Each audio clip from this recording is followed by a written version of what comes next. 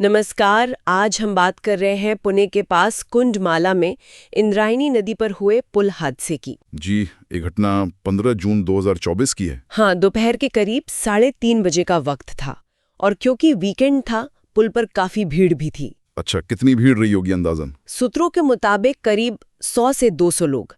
पैदल चलने वाले ज्यादा थे पर कुछ टू व्हीलर भी थे उस पर।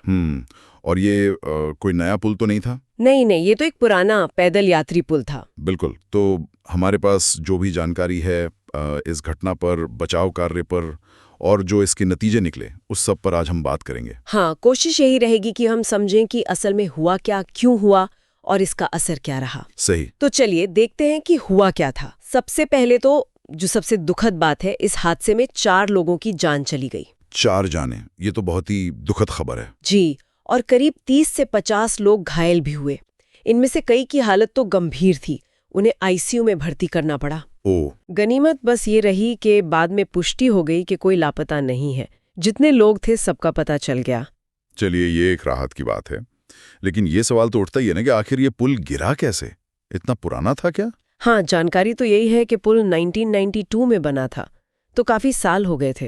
यानी लगभग 30 साल से ज्यादा पुराना। और उसकी हालत, मतलब मेंटेनेंस वगैरह? वहीं पर सवाल उठ रहे हैं। रिपोर्ट्स बता रही हैं कि हालत काफी खराब थी, बल्कि वहां के जो स्थानीय लोग हैं जी, उन्होंने मॉनसून से पहले ही इसकी कमजोर हालत के बारे में चेतावनी दी थी। कहा था कि ये खतरनाक हो सकता है। अच्छा, चेतावनी दी गई थी, फिर भी? हाँ, और ये भी देखिए कि पुल सिर्फ 3.5 मीटर चौड़ा था। 3.5 मीटर बस? जी। अब इतनी कम चौड़ाई पर 100-200 लोग, साथ में कुछ गाड़ियां भी, जाहिर है ये उसकी क्षमता से बहुत ज्यादा था। बिल्कुल।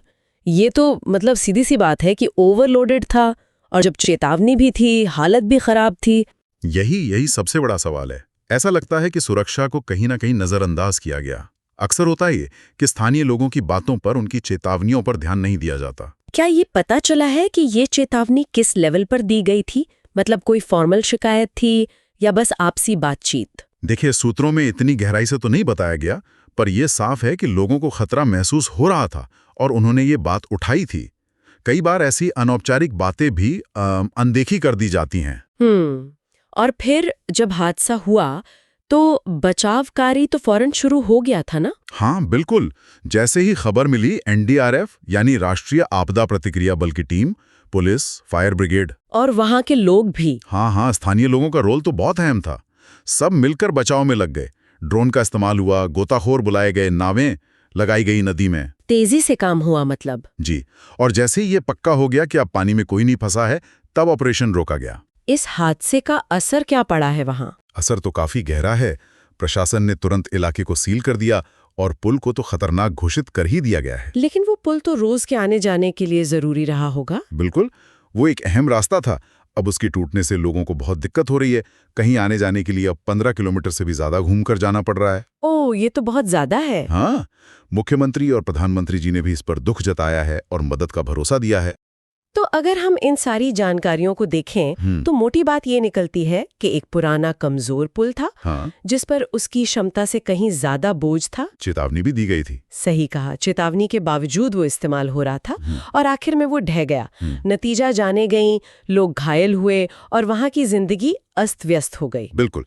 और ये घटना एक बहुत जरूरी सवाल हमारे सामने रखती है कि हमारे यहाँ जो पब्लिक इंफ्रास्ट्रक्चर है, खासकर ऐसे पुराने पुल, पुरानी इमारतें, उनकी देखभाल, उनकी सुरक्षा को हम कितनी गंभीरता से लेते हैं। और उससे भी बड़ा सवाल शायद ये है कि जब आम लोग जो रोज उस चीज का इस्तेमाल कर रहे हैं, वो किसी खतरे की तरफ इशारा करते हैं, तो उनकी आवाज को कितना सुना जाता है? क्या वक्त पर ध्यान देकर ऐसे हादसों को रोका नहीं जा सकता? इस पर सोचना बहुत जरूरी है।